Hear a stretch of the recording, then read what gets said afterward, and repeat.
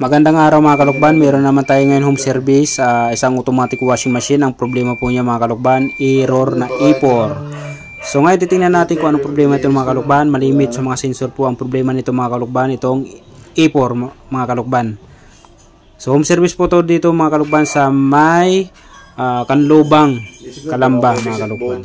So yan, kahit anong gawin natin, pagkapindot pa lang, power on, error na po agad siya mga kalukban. So ngayon kalasin natin mga kalukban.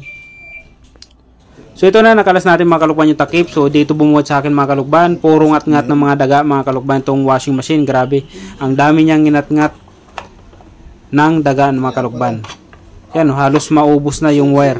At pati pa yung ano po niya, yung hose ng water level mga kalukban, ubos din sa kakangat-ngat. Kaya nag-i-error mga kalukban ang washing machine na to mga kalukban. So sa meron mga ganito mga problema mga kalukban, check nyo lang muna pag puro ngat-ngat ng daga po yan mga kalukban. So yan, natapos na po natin ibalik yung ano, yung ina natin mga kalukban. Nawala na po yung E4. So meron naman siya pumalit E3. So mga kalukban.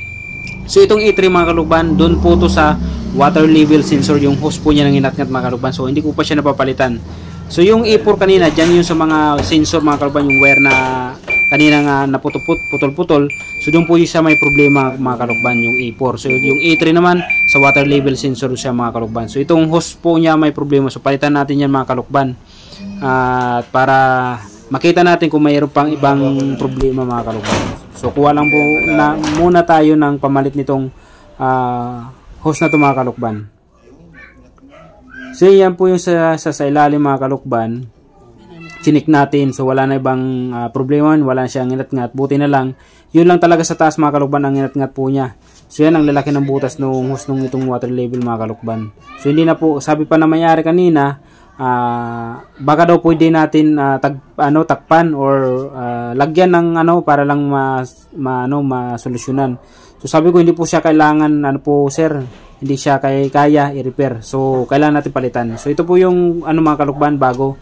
So kumuha po tayo sa shop at diyan natin ilalagay, papalitan natin mga kalukban. So yung mga kalukban, ay kabitan natin yung hose ng water level. So testing natin mga kalukban kung mayroon pang error lalabas mga kalukban.